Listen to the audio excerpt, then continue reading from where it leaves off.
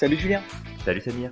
salut à toi qui nous écoutes, bienvenue dans ce nouvel épisode de la systémique du bonheur. Aujourd'hui on va te parler d'un tout nouveau sujet. Alors Julien, de quoi on va parler aujourd'hui?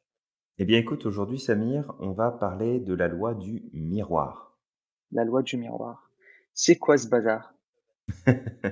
Eh bien c'est cette règle qui veut quelque part que dans l'autre, on se retrouve, on se reconnaît, on se voit et surtout on repère ce qui peut parfois nous déranger chez nous-mêmes. Donc on va aller explorer ça ensemble.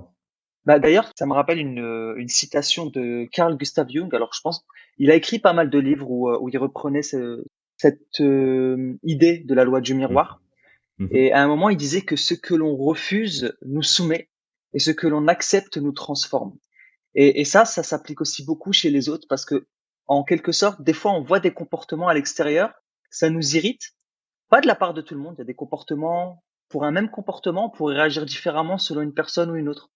Mhm. Et en Complètement. fait, ce comportement-là nous irrite parce qu'il y a une raison, parce qu'il y a quelque chose à l'intérieur de nous qui permet à ce comportement de nous irriter, parce qu'en fait, on perçoit le monde extérieur à partir de notre carte du monde qui est à l'intérieur de nous. Exact. Bah, c'est vraiment ce principe de toute façon que ça rentre toujours comme en écho. Il y a une, il y a cet effet miroir, mais il y a cet effet, de correspondance. On va être touché, alors positivement et négativement, par les choses qui sont déjà présentes en nous comme c'est comme un signal de dire: Ça existe déjà dans ma propre carte du monde, dans ma propre vision, dans mon propre système» et que quand ça se produit à l'extérieur et qu'on le remarque, eh bien, on peut se dire: «Oh tiens, ça vient me chercher. C'est probablement qu'il y a un rapport avec quelque chose qui se passe en moi». Mmh. Ça me tu sais, je pars sur une métaphore, mais on a une petite histoire à leur raconter.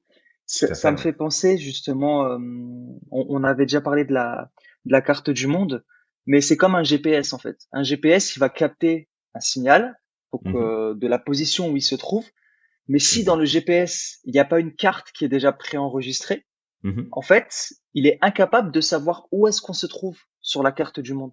Exactement. Et d'ailleurs, si la carte du monde n'est pas remise à jour, bah, en fait, il se peut très bien qu'il y a un endroit où, à la base, il y avait pas de route et puis sur la carte, on va voir le point se déplacer, mais il y a pas cette route-là parce que la carte du monde n'a pas été mise à jour. Et en fait, quelque part, à travers cette métaphore du GPS, bah, ce que je voudrais induire, c'est le fait que, puisqu'on perçoit le monde à travers notre propre carte du monde, à travers des choses qu'on connaît, c'est-à-dire qu'il y a des choses qu'on connaît, qui ont créé Mmh. cette carte du monde, ben, ce qui nous irrite chez l'autre, c'est forcément quelque chose qu'on connaît. Si on ne connaît pas, ça nous irrite pas. Si on prend quelqu'un, par exemple, qui est au milieu de l'Amazonie, j'avais vu une fois d'ailleurs un documentaire sur ça avec ils étaient partis en Amazonie et ils avaient demandé à des Indiens, Mmh. est-ce que vous savez ce que c'est que le vol chez vous?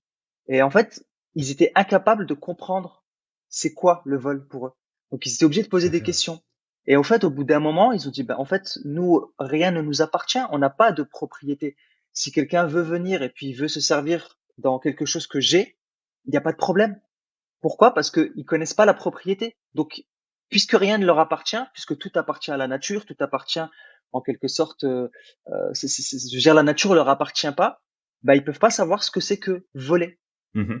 Et donc, quelque part, en fait, on ne peut comprendre que ce qu'on connaît déjà.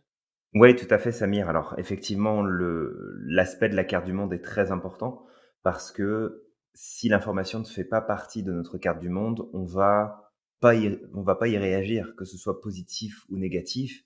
Je veux dire, il y a plein d'informations qui circulent autour de nous à chaque jour. Il y a des choses qui attirent notre attention, alors qui nous font réagir positivement ou négativement. Et il y en a d'autres, bah, qui nous font pas du tout réagir parce que ça n'entre pas en cohérence, en résonance avec ce qui est déjà existant en nous. Donc, en fait, cette notion de qu'est-ce que je reconnais, qu'est-ce que je reconnais pas, un peu comme le vocabulaire. Finalement, tu prends par exemple les Inuits qui ont plusieurs dizaines, voire même centaines de mots différents pour décrire la neige. Pour nous, on a de la neige, elle est blanche, elle est grise, elle est marron parce qu'il y a de la boue dedans, elle est en train de fondre, c'est de la neige épaisse, c'est de la neige fine. Enfin, je veux dire, on est très vite limité en termes de, ok, comment on décrit la neige? Et j'imagine que pour des peuples qui sont d'anciens navigateurs, il y a plein de mots aussi qui existent pour décrire la mer. Mmh. Donc c'est juste qu'en fonction de notre carte du monde, on va avoir des informations qui vont faire écho et d'autres qui vont pas faire écho parce que, ça va pas rentrer en résonance. On peut être inspiré par des personnes, mais cette inspiration, on l'a, ça nous touche parce qu'il y a déjà des choses qui sont existantes en nous et quand c'est du négatif, quand c'est des comportements, des réactions, des attitudes qui viennent nous chercher, c'est parce que ça existe aussi en nous. Ça fait écho, ça réveille des choses qui sont pas forcément agréables, positives et des choses avec lesquelles on n'est pas forcément en accord à l'intérieur de nous-mêmes, et qui fait que ça nous fait réagir extérieurement. Tu sais, tu faisais référence à Jung, on a le principe des ombres. On a tous Mmh. des ombres à l'intérieur de nous et ces ombres-là, notre travail, c'est de les faire ressortir, de les mettre à jour pour pouvoir les découvrir, les comprendre, les accepter et pouvoir grandir avec, grandir à travers. Et le truc, c'est que tant que c'est au stade d'ombre, que tu ne le connais pas, que tu ne le sais pas, eh bien, quand l'autre a un comportement ou une attitude qui vient te chercher, en fait, ça vient réagir avec ton ombre. C'est ton ombre qui est en train de dire, regarde, je suis là aussi, j'existe aussi. Toi aussi, tu as ce problème-là ou un problème équivalent. Peu importe, hein, c'est pas forcément ce que fait l'autre, mais au moins ça fait écho à ce qu'on a à l'intérieur de nous. Et que tant qu'on a ces réactions, ces éléments qui sont désagréables qui s'installent en nous, bah, c'est parce que ça fait encore écho à des choses qui sont à l'intérieur de nous. Donc c'est important de comprendre l'importance, de pas essayer d'évoluer tout seul. On a besoin des autres, on a besoin d'être en contact, on a besoin de vivre l'expérience de l'autre pour pouvoir grandir, pour pouvoir avancer, pour pouvoir s'épanouir parce que si on reste tout seul, on ne fait que alimenter notre vision du monde, notre propre vision, notre propre système, nos propres croyances, nos critères et on peut devenir confortable avec le temps, à force de se répéter que notre version est la plus juste. Mais est-ce qu'on évolue pour autant? Je suis pas sûr, hein. Mmh. À mon avis, on s'enferme plus qu'autre chose et on risquerait, à un moment donné, d'une manière ou d'une autre, de se retrouver à vivre des situations qui sont complexes parce que le monde bouge, le monde change, le monde évolue en permanence et que si on reste bloqué sur nos idées et nos concepts, ben, à un moment donné, ça fonctionnera plus là, ça sera plus compatible. Exact. Et puis ça va nous faire surtout beaucoup de mal et on aura tendance justement à rejeter souvent ces fautes-là sur les autres, Tout alors à qu'en fait. réalité le problème est à l'intérieur de nous. Il y a quelque chose à l'intérieur de nous qui n'a pas soit été réglé, soit parfois aussi l'autre nous renvoie nos propres défauts, ça peut arriver. Parce Oui. qu'il a cette capacité aussi à nous renvoyer nos qualités. Quand on aime quelqu'un, très souvent c'est parce que c'est quelqu'un qui nous ressemble sur certains points. Si on a tendance à être bienveillant, on va avoir tendance à aimer des gens bienveillants. On aura moins tendance à apprécier des personnes qui ne le sont pas. Et en fait, en Oui, fonction de tout à fait. nos caractéristiques, etc., ben, on aura cette tendance à se rapprocher beaucoup plus de certaines personnes que d'autres. Et c'est pareil pour le couple. Hein. Souvent, alors très souvent, notre partenaire, on l'a choisi pas au hasard. Il y a toujours des raisons derrière. Tout à Soit fait. elle nous renvoie peut-être des qualités qu'on a et sur lesquelles on n'a pas travaillé. C'est pour ça qu'on dit souvent qu'on peut être complémentaires. Mmh. Et du coup, on s'apporte tous les deux. Et c'est ça qui est important de Exact. savoir, c'est que parfois, on en veut au monde, on en veut aux autres par rapport à leur comportement, etc. Sauf que la première question à se poser, ce serait pourquoi est-ce que je réagis comme ça? Qu'est-ce Mmh. qu'il me renvoie chez moi? Et ça m'est déjà arrivé. Moi, par exemple, ce qui mérite, c'est l'incohérence chez les gens. Alors quand je vois quelqu'un qui est totalement incohérent, qui va se plaindre de 10 000 choses, mais que derrière, en fait, ses comportements l'alimentent dans son schéma de pensée, bah ça Tout à peut fait. m'agacer parce que je me dis non, mais en fait, c'est son comportement qui le met là. Pourquoi est-ce qu'il se plaint mais il tourne encore en rond? Mmh. Et ça a parfois, en tout cas, quand ça se cumule, ça a tendance à m'irriter. Mais je sais qu'en fait, cette personne, la dernière fois, c'est ce qui m'était arrivé et je me suis posé la question, je me dis mais en fait, pourquoi est-ce que je m'irrite autant? Et je me suis dit qu'en fait, cette personne, elle ne faisait que me renvoyer ma propre incohérence à certains moments, parce qu'à certains moments dans ma vie, j'ai été Mmh. incohérent. Et allez, je suis peut-être pas encore en paix avec cette période de ma vie, et puis ça m'arrivera encore hein, d'être incohérent à certains moments. Mais puisque je n'apprécie pas ça, être incohérent, parce que ça me fait tourner en rond, bah Mmh. forcément, il m'a renvoyé cette incohérence. À un autre moment, je me rappelle, j'avais un partenaire d'affaires il y a quelque temps, Mmh. et à un moment, il s'était passé des petites choses qui m'ont fortement irrité. Et après avoir discuté avec toi, tu m'avais aidé à faire la clarté et je me suis rendu compte qu'en Mmh. fait, c'était mes valeurs de bienveillance qui étaient bafouées à ce moment-là. Ouais, En tout cas, à je me travers souviens. ce que je voyais. Donc, c'est aussi pour ça que j'ai décidé à un moment de m'écarter parce que je me suis rendu compte qu'en fait, ça me renvoyait à une histoire précédente, quelque chose que j'avais déjà vécu avant. J'ai assimilé ça à cette malveillance qu'il y avait avant, alors que c'est pas du tout les mêmes personnages. Tout à fait. Et ben, en fait, à force que ça s'est passé, bah, au bout d'un moment, en fait, j'ai atteint un seuil et ce seuil a fait que, c'est ce que j'avais dit d'ailleurs à ce partenaire, je lui ai dit, écoute, aujourd'hui, j'ai des valeurs qui ont été bafouées. En tout cas, c'est comme ça que je le ressens. Je sens que je suis plus aligné avec ce qui est en train actuellement de se passer. Et je sens que si je continue, j'ai pas de problème avec toi, j'ai pas de problème avec le projet, j'adore ce projet, mais je sens que si je continue, je risquerais de polluer ce projet. Pourquoi? Parce que ça me renvoie à ça. Donc la première chose que je vais Ouais. faire, c'est je m'occupe de moi, je règle tout ça. Dans un futur proche ou lointain, peu importe, si j'ai envie de revenir, et si tu le veux, bah écoute, je reviendrai. Mais en tout cas, la première chose sur laquelle je dois faire, c'est qu'aujourd'hui, je vais pas être positif pour la suite du projet. Donc je préfère me retirer. Et donc voilà, j'ai pris cette décision de me retirer parce qu'effectivement, je me suis rendu compte que au départ, c'était lui qui m'irritait, mais Mmh. je lui ai dit en fait, c'est vrai que ton comportement m'irritait, mais c'est parce que ça me renvoie à des choses qui sont à l'intérieur de moi-même. Mmh. Parce que je sais très très bien qu'en d'autres circonstances, ton comportement ne m'aurait pas irrité.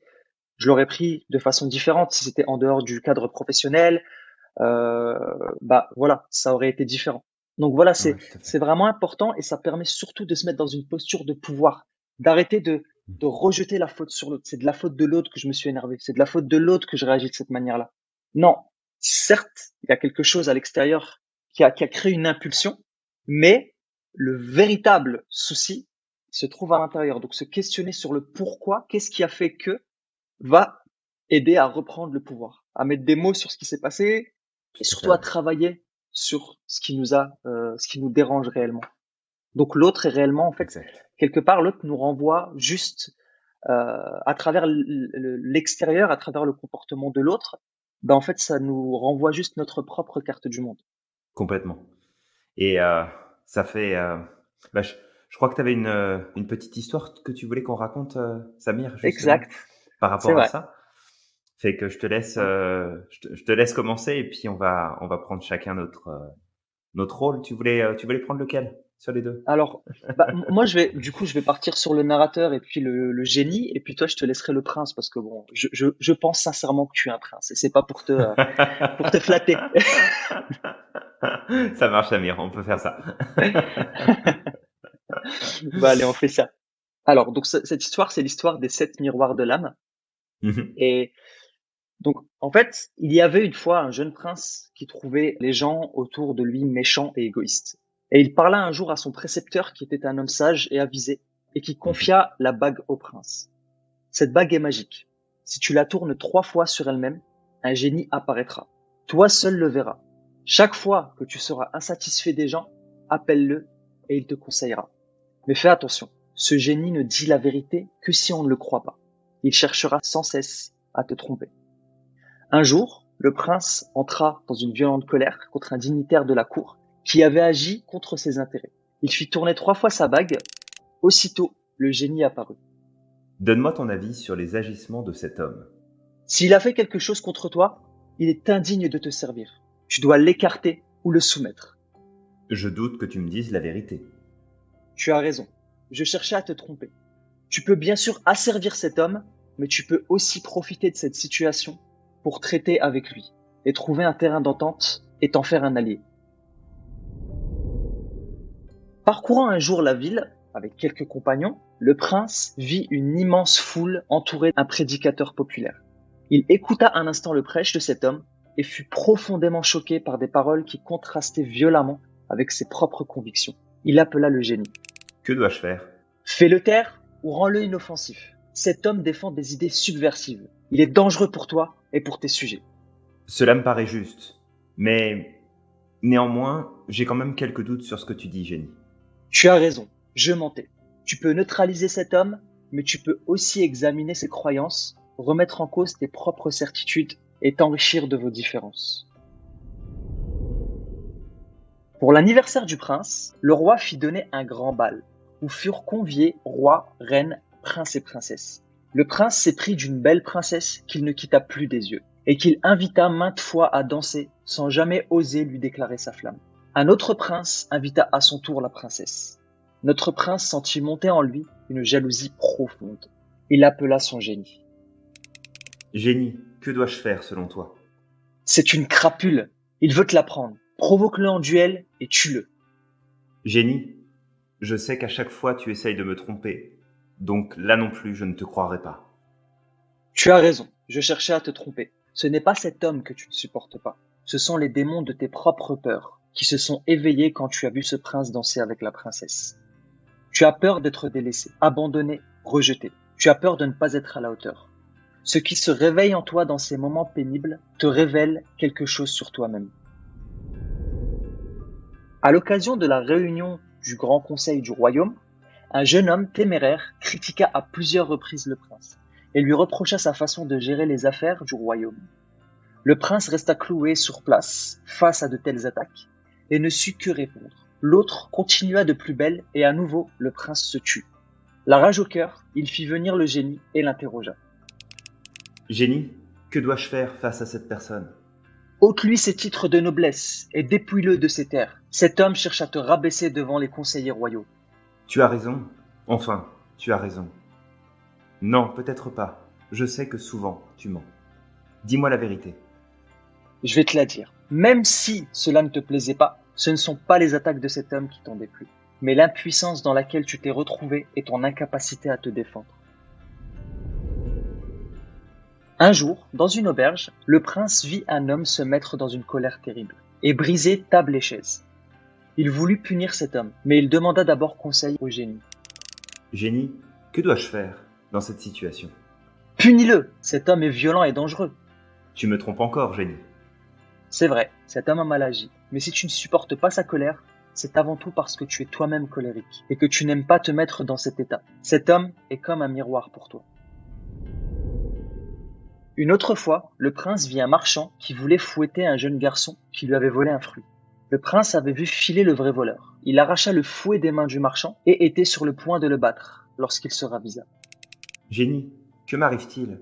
Pourquoi cette scène m'a-t-elle mis dans cet état? Cet homme mérite le fouet pour ce qu'il a fait. Mais, génie, me dis-tu la vérité? Non, tu as réagi si fortement parce que l'injustice subie par ce garçon t'a rappelé une injustice semblable subie autrefois. Cela a réveillé en toi une vieille blessure. Génie, es-tu en train de me dire que ce ne sont pas les paroles ou les actes des autres qui me gênent, me troublent ou me touchent? Tu as bien compris. Ce ne sont ni leurs paroles, ni leurs actes qui te dérangent ou que tu n'aimes pas, mais ce qui se réveille en toi à ce moment-là. Tes peurs, tes blessures, tes frustrations, tes insuffisances. Toutes ces choses dorment au fond de toi et sont réanimées lorsque quelqu'un dit ou fait quelque chose qui entre en résonance avec elles. Si tu jettes une mèche allumée dans une jarre d'huile, celle-ci s'enflammera. Mais si la jarre est vide ou qu'elle contient de l'eau, la mèche s'éteindra d'elle-même au fond. Ton agacement face aux autres est comme un feu qui s'allume en toi et qui peut te brûler, te consumer, te détruire. Mais il peut aussi t'illuminer, te forger, te façonner et faire de l'autre un allié sur le chemin de ta vie. Toute rencontre difficile devient une confrontation avec toi-même, une épreuve, un moyen de te connaître, une initiation, mais aussi un chemin qui s'ouvre devant toi. Génie, j'ai besoin de savoir encore une chose. Qui es-tu? Je suis moi aussi ton reflet dans le miroir. Super, Samir. Génial Ouais, cette histoire. je la Ouais. trouve super aussi. Je trouve qu'elle est puissante et qu'elle résume très très bien tout ce qu'on dit depuis tout à l'heure. Ouais, complètement. Et je pense que c'est vraiment un bon choix que tu as fait là, de prendre cette histoire. Et j'espère que toi qui nous écoutes, tu as aimé suivre ce petit échange entre le prince et le génie, et que ça a su remettre en avant justement ce principe que on va reconnaître chez l'autre positivement et négativement ce qui existe déjà à l'intérieur de nous. Mm. Et que, tu sais, souvent, je fais faire ce petit exercice de dire, bah tiens, ça serait qui ton super-héros favori, Samir?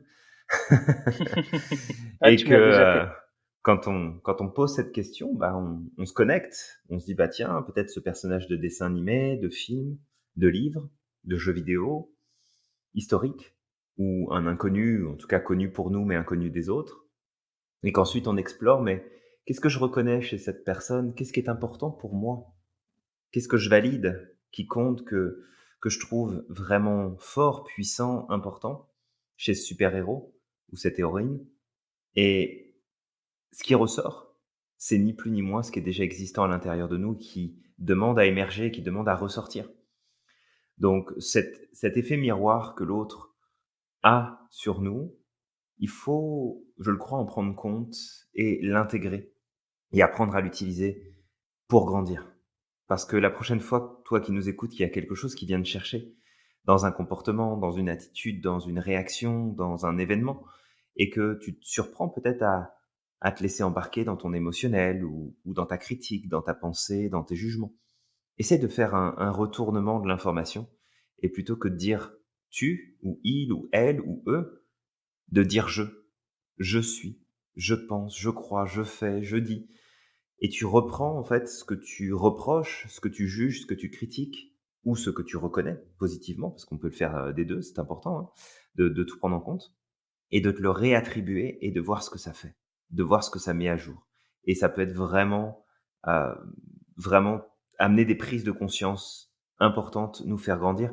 D'ailleurs, on avait fait un live il n'y a pas très longtemps là-dessus, Samir, sur les the work, le travail, comme on l'appelle, de Exact. Cathy Byron, avec justement le retournement de l'information pour se réattribuer ce qui, ce qui est reconnu chez l'autre positivement ou négativement, et de voir qu'est-ce que ça met à jour chez nous et qu'est-ce qu'on peut en comprendre.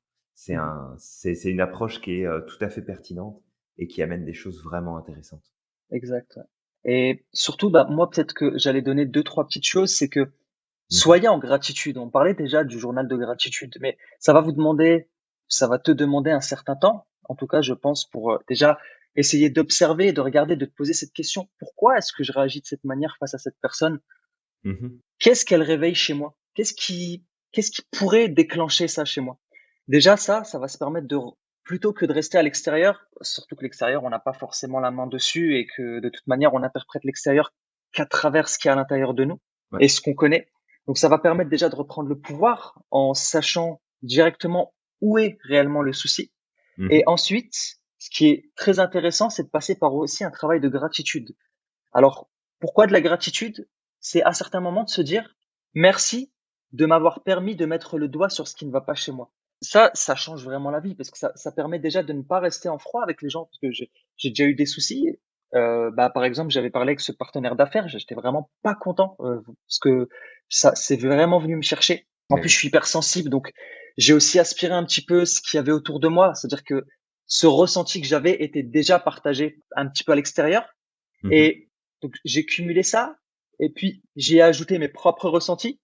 Et au bout d'un moment, en fait, ben voilà, c'est venu me chercher. Mais voilà, à force de me poser cette question, pourquoi, qu'est-ce qui a fait que, ben en fait, je me suis rendu compte que c'était pas forcément lui qui me gênait, que Tout à fait, ouais. voilà, il essayait de faire au mieux avec sa carte du monde, qu'il me manquait peut-être des éléments, que peut-être aussi il y a des choses sur lui, il y a des choses sur lesquelles il doit travailler lui aussi. Mais Mhm. ça, j'ai pas de pouvoir. Moi, j'ai du pouvoir sur moi. Ouais, Donc, une complètement. fois que j'ai mis la main dessus, je l'ai remercié. Je lui dis, bah écoute, je te remercie. Je te remercie parce que ça m'a permis aussi de me rendre compte que, en fait, j'ai encore des choses à travailler sur moi. Mm.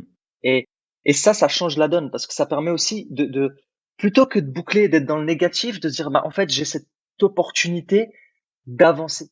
Vraiment, à ce moment-là, on prend toutes ces choses-là comme des opportunités d'avancer et de grandir. Ouais. Il y a une autre chose qui peut être faite. Donc, le premier, c'est comme je disais, le questionnement. Le deuxième, ça peut être aussi de passer à un moment ou l'autre par la gratitude. Mhm. Mais c'est aussi d'écrire. L'écriture, c'est super, c'est extraordinaire, c'est un outil qui est magnifique, ça implique tous les sens. C'est d'écrire et de faire une liste quand on a un petit souci, quand l'extérieur nous irrite, de Tout à fait, ouais. faire une liste de ce qui nous dérange chez les personnes qui nous entourent, sur une situation. Mhm. Et une fois qu'on a fait la liste, peut-être d'écrire sur, OK, qu'est-ce qui aurait pu déclencher ça? Et ça va permettre de remettre à jour cette carte du monde. J'avais parlé du GPS. Si le GPS n'est pas remis à jour, il se peut très bien qu'un jour on va rouler, bah, je sais pas, moi, on peut traverser une rivière. Le pont est là dans la vraie vie, mais il n'est pas présent sur la carte du GPS. Donc du coup, on Tout à fait, ouais. va sur la carte du GPS, qu'est-ce que ça va nous indiquer? Qu'on est en train de traverser l'eau. Donc Exact. remettre à jour cette carte, c'est ce qui va permettre de pouvoir avancer. Et ça va ajouter une certaine quiétude parce qu'on prend plus les épreuves, on prend plus ce qui nous arrive de l'extérieur de la même manière en fait, lorsqu'on connaît cette loi du miroir. Exact. Bah, c'est vraiment un point qui est important et je pense effectivement que là, on vient de mettre à jour des choses qui sont pertinentes et qui vont permettre, bah, à tous ceux qui nous écoutent de probablement prendre un petit peu de recul et d'essayer parce que c'est vraiment au quotidien, on t'invite à faire ça dès que tu y penses, que quand tu as une réaction, avant de jeter tout ton venin sur l'autre, prends une grande respiration et puis qu'est-ce que ça réveille chez moi? Pourquoi ça me met dans cet état-là? Qu'est-ce que ça vient chercher? Qu'est-ce que ça vient mettre à jour? Et on fait attention parce que nos émotions portent un message et c'est pas parce que on on réagit face à quelqu'un, face à une situation ou un comportement, que ça veut nécessairement dire qu'on a la même chose à l'intérieur de nous. Ça peut être aussi simplement, regarde, là je réagis parce que ça vient remettre en question des valeurs qui sont importantes pour moi, un peu comme tu le disais tout à l'heure, Samir, pour toi. Des valeurs, des croyances, des critères qui comptent à mes yeux, et que ce qui vient de se produire, ça vient me déranger, et c'est normal que ça me dérange. Parce que ce qui s'est produit vient challenger, vient déstabiliser mon système de croyances, mon système de valeurs. Et ça, faut aussi le respecter. Faut pas se dire systématiquement, ah bah ça c'est venu me chercher, donc je suis pareil. Non. Mmh. Mais ça vaut le coup Voilà. de se poser la question. Mmh. Ça vaut le coup de se dire, OK, là j'ai réagi pourquoi? Parce que ça vient toucher mes valeurs ou mes besoins, ou mes critères ou mes croyances, ou est-ce que ça vient me chercher parce que je reconnais ce qui est en train de se produire parce que c'est déjà existant chez moi. De toute façon, ça rentrera en écho avec ce qui se passe à l'intérieur de nous pour 2 raisons. La première, c'est parce que c'est une information qui nous correspond, un petit peu avec le principe, du super-héros ou de la super-héroïne où finalement, bah, on reconnaît des qualités chez cette personne ou ce personnage fictif, s'il n'est pas réel, de se dire: «OK, je reconnais ça parce que en fait, je me reconnais dans ça, ça me ressemble, ça fait partie de moi», ça permet de faire ressortir des choses qui sont à l'intérieur de moi. Et négativement, ça peut aussi être la même chose et ça peut, ça c'est la deuxième option, ça peut être tout simplement l'opposé. C'est-à-dire que ça vient me chercher parce que c'est l'opposé de ce qui est à l'intérieur de moi. Mmh. Après, on peut par exemple s'offusquer d'une personne qui va porter un jugement, qui va émettre une critique, qui va avoir un comportement vraiment décalé, déplacé ou négatif vis-à-vis d'une situation ou d'une personne. Donc ça vient nous chercher parce qu'on a des valeurs qui sont remises en question à ce moment-là par le comportement de cet individu. Mais ce qui est important de voir aussi, c'est ben, qu'est-ce que je suis en train de juger dans tout ça? Est-ce que je juge simplement l'action et parce que j'ai cette valeur et ça la remet en question, donc c'est légitime, entre guillemets. Mais si mon jugement va plus loin sur, regarde, cette personne, en fait, elle a aucune tolérance, cette personne, elle est pas bienveillante, cette personne ceci, cette personne cela. C'est-à-dire que si on élabore plus que le lien direct entre ce qui s'est passé et nos valeurs, par exemple, là, ça vaudrait le coup d'aller regarder, comme là, tu es en train de dire que l'autre est pas bienveillant, mais qu'est-ce que tu fais quand tu dis ça de l'autre? Quand tu dis que l'autre est en train de juger, qu'est-ce que tu fais quand tu dis ça de l'autre? Tu sais, c'est vraiment de retrouver l'équilibre, pas pour justifier, pas pour excuser, pas pour, en fait, être dans l'acceptation négative de ce que peuvent faire certaines personnes qui finalement n'est pas bon, n'est pas juste. Mais vraiment te concentrer sur comment, dans mes réactions, je peux mettre des choses à jour sur lesquelles, bah, ça vaudrait le coup de travailler pour que je puisse me sentir plus stable, plus calme, moins réactif, prendre moins un petit peu comme le prince, hein, qui réagit à la moindre contrariété, à la moindre frustration, ou parce que je ne gère pas mes émotions, parce que je ne me connais pas suffisamment, parce que je ne comprends pas comment je fonctionne, bah, je réagis en permanence à ce qui se passe autour de moi, alors que on peut sortir de la réaction pure, arrêter de passer par le circuit rapide et prendre le circuit plus lent, comme on dit le cerf-volant, hein, Mmh. pour prendre un petit peu de recul, puis remettre des stratégies plus logiques, de poser des choses qui sont plus cohérentes.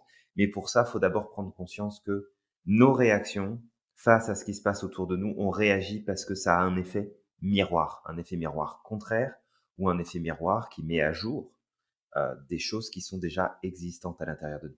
Exact. Bah, c'est vrai que ça, c'est important ce que tu as dit. Lorsque l'autre déclenche quelque chose chez nous, ça veut pas forcément dire qu'on est à 100% comme lui. Mais en fait, bah, il y a toujours un message derrière. C'est-à-dire qu'il faut aller un peu plus loin. Les choses sont toujours plus complexes qu'on ne le pense parce que nous, on a tendance à simplifier. Moi, il y a le racisme, par exemple, qui me gêne. Le fait de Bah, pas être accepté. t'es pas concerné par le racisme, Samir, Non, raconte pas n'importe je quoi. suis pas concerné, c'est vrai. On le sait bien que les Je, Arabes sont pas racisés. et trêve de plaisanterie, hein, Julien. Je ne Oui. rigolerai pas avec ce sujet, d'accord? Bon, je suis pas en polarité par rapport à ça. Je peux discuter avec une personne qui a des problèmes avec les personnes de mon origine sans me taper dessus. Mais en fait, c'est vrai que ça me cherchait pendant un certain temps. Ça vient me chercher Mais une oui. fois de temps en temps encore.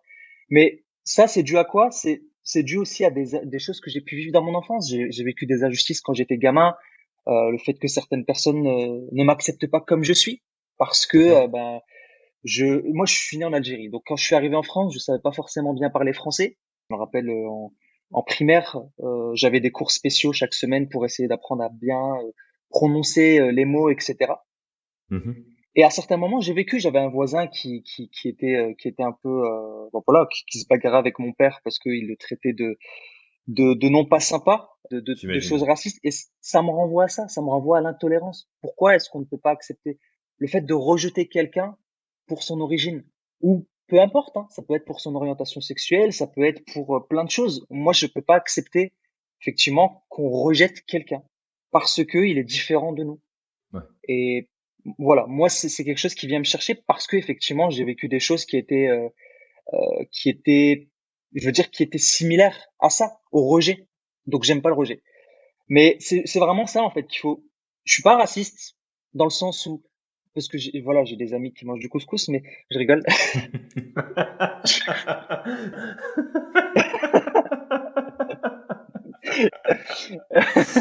Donc voilà, mais euh, je veux dire, c'est pas le racisme me blesse. C'est pas parce que je suis raciste, c'est pas parce que genre la personne me renvoie l'image de moi-même, mais qu'elle Tout à me fait, ouais. renvoie cette blessure. Et le fait de le Ouais, comprendre, complètement. bah, ça permet, comme je disais, de reprendre la posture de pouvoir. Et Mmh. surtout, bah, on prend l'épreuve différemment, on prend les choses différemment. Et ça aide à avancer. Ça aide beaucoup plus à avancer que de tourner en boucle et dire mais pourquoi, mais ceci, et puis être dans le négatif. Et même pour l'autre, en fait, on lui donne plus aucun crédit. Et à partir du moment où on donne plus de crédit à quelqu'un, il faut pas accepter son comportement. On n'est pas obligé de l'accepter. Mais en le Tout à fait. comprenant, on va agir quoi qu'il arrive différemment. Ouais, oui, c'est que ça va nous faire évoluer nous. C'est ça qui est important. Après, si l'autre évolue avec nous, c'est parfait, mais au moins qu'on apprenne à évoluer de notre côté en s'appuyant sur les autres, en se servant justement de ces événements dans nos relations, dans nos échanges, dans les situations, les événements qui se déroulent autour de nous et garder simplement en tête que si on réagit, c'est parce que ça vient réveiller quelque chose. Et ce quelque chose, ça peut être, comme tu l'as dit, une blessure, ça peut être une croyance, ça peut être des valeurs qui sont bafouées, ça peut être des besoins qui sont pas respectés, ou ça peut être aussi des ombres qu'on porte en nous et qui sont révélées en partie, qui sont mis un petit peu en lumière par le comportement des autres et ce jugement qu'on peut porter parfois n'est ni plus ni moins qu'un jugement que l'on devrait en fait retourner sur nous-mêmes, non pas pour se juger, mais pour comprendre que, oh, en fait, ça vient chercher quelque chose en moi et je pensais pas que j'avais ça qui existait à l'intérieur de moi. Je vais travailler là-dessus et je vais pouvoir avancer. Mm, Et comme ça, on pourra exact. tous manger du couscous. C'est ça. Tu seras le bienvenu chez moi, Julien, Tu es bienvenu aussi chez moi, Samir. pour manger du couscous. Bah voilà, bah écoute, toi qui nous écoutes, n'hésite pas du coup à liker ce podcast, à partager au Exact. maximum de façon à ce que justement on puisse partager le savoir. C'est notre objectif à nous de partager le savoir au maximum pour permettre à chacun de pouvoir avancer, parce que tout passe d'abord par le savoir. Et Tout euh, à fait. et puis n'hésite pas aussi à nous laisser des commentaires pour nous donner ton feedback. Ton feedback est vraiment important pour nous. Ou peut-être, si tu le souhaites même, partager tes ombres. Peut-être partager une expérience qui est en rapport avec cette loi du miroir. Donc voilà, voilà et puis, moi je te dirais, crois au maximum en ton potentiel.